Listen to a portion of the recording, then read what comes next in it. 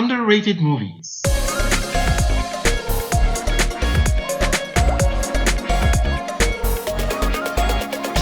Hey, what's up? It's Gilbert.K here, and welcome to a very exciting episode. Today we'll be discussing the top underrated movies. First thing first, thanks for supporting me and subscribing to my channel. Because of you, it's growing exponentially. Please don't forget to like and share my channel, and most importantly, let me know what other content you would like to see on this channel. Okay folks, here we go. The first movie is American Gangster, directed by Ridley Scott and starring in Denzel Washington, Russell Crowe, and Chiwetel Ejiofor. After Bumpy Johnson kicks the bucket, his protege Frank Lucas takes the reins and becomes Harlem's heroin hotshot. Lucas gets clever by passing the middleman, going straight to the source in Southeast Asia. His secret sauce? Smuggling the goods back to the US in a way that no one's ever thought of. The result? A product purer than a preacher's heart, half the price. To ice the cake, he buddies up with the New York Mafia to keep his throne secure. On the flip side,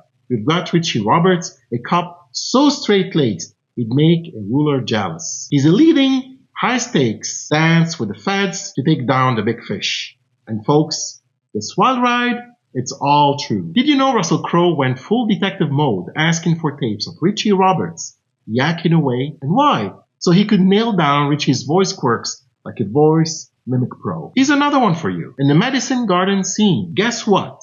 Out of all those fans cheering in the stands, only 650 were actual breathing humans. The rest, a whooping 1,500, were just inflatable dummies. Talk about a pumped up crowd. The next movie is 99 Homes, directed by Ramin Bahrani, starring in Andrew Garfield, Michael Shannon, and Laura Dern. Globally, it's a well-known joke that hard work often leads you right back to square one. Over in sunny Orlando, Florida, construction worker Dennis Nash learns his bitter lesson when he's booted from his own pad by Rick Carver, a slick real estate shark with a taste of firepower. Suddenly homeless, Nash shuffles his mom and his 9-year-old son into a dodgy motel that's seen better days. Just when it seems like they're out of luck, Nash snags a nifty chance to turn things around. He starts working for Carver, hoping to win back his home. Carver lures Nash into a shadowy playground of schemes and scams, showing him the playbook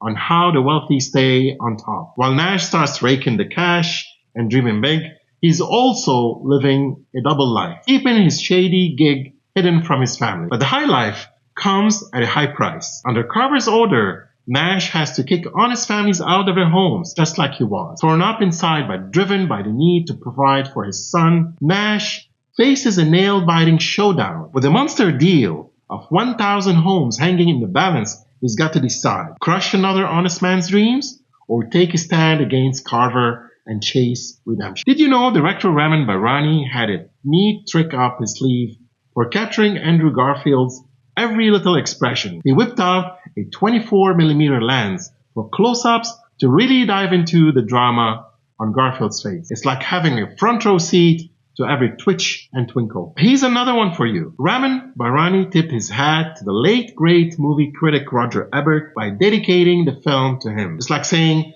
"This one's for you, Roger," with his cinematic salute. The next movie is Midnight in Paris, directed by Woody Allen, starring in Owen Wilson, Rachel McAdams, and Kathy Bates. Jill and Inez tag along on her parents' business trip for a little Parisian getaway. Jill, a Hollywood hotshot used to scripting blockbusters, is now wrestling with his debut novel. He's head over heels for Paris and dreams of making it their new home post-wedding. Inez, not so much. She's not buying to this romantic rhapsodies about the city or his obsession with the Roaring Twenties. While Inez hits the town with her pals, Jill wanders the streets of Paris at a stroke of midnight, tumbling into what might just be a gold mine of inspiration for his book. These nightly strolls might draw him closer to the soul of Paris, but they're also pulling him further away from his fiancée. Could be trouble in paradise? Did you know Woody Allen wasn't just directing the scenes, he was living them. He bunked at the Hotel Le Bristol during the shoot. It's the very same spot where his characters Inez and Jill were shacked up. Talk about keeping your work close to home.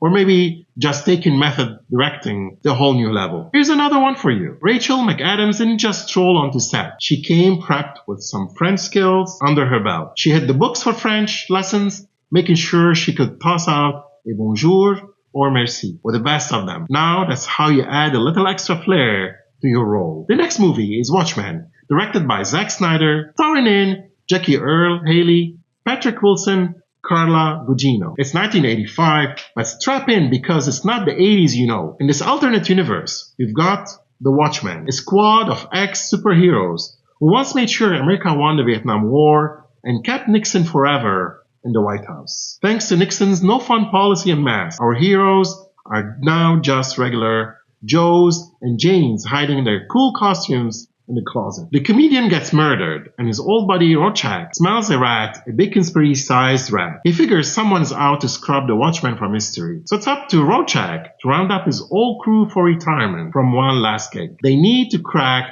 who's trying to delete their past and maybe save the world again while they're at it. No pressure, right? Just another day at the office for the retired Caped Crusader. Did you know Zack Snyder turned the Watchmen graphic novel into his movie's blueprint, faithfully translating each panel into cinematic shots? He even roped in Dave Gibbons, the original artist, to design a teaser poster crammed with sneaky plot hints. Talk about an Easter egg hunt. Snyder was so dedicated to authenticity that he handed out copies of the novel to his actors, letting them tweak their lines to match the book's vibe. The result? Scenes that look like they leaped right off the page, like Rorschach ninja his way into the comedian's apartment. The next movie is 21 Grams, directed by Alejandro Inarritu and starring in Sean Penn, Benicio del Toro, and Naomi Watts. Paul Rivers, a sick mathematician stuck in a loveless marriage, Christina Peck, who's got skeletons in her closet, and Jack Jordan, an ex-con turned Jesus fanatic, find their lives crashing into each other, literally, thanks to a horrific accident. This twist of fate scrambles their lives like a deck of cards thrown into the air. Did you know the crew shot the film from start to finish like reading a book from cover to cover? But here's the kicker. In the final cut, they jumbled it up like a mixed up puzzle. Just goes to show, even when you think you're going straight, life throws you a curveball. Here's another one for you. Naomi Watts jumped into her role feet first. No script peeking necessary. She signed on with a leap of faith, ready to roll with whatever came her way. Talk about diving into deep end. The film crew went full freestyle shooting, almost the entire movie with handheld cameras. It's like they decided to ditch the tripod and go on a cinematic adventure, camera in hand. There you have it, folks. We covered the top underrated movie. Let me know what you think in the comments below. And don't forget to like, subscribe, and share. Until next time, Gilbert K. out.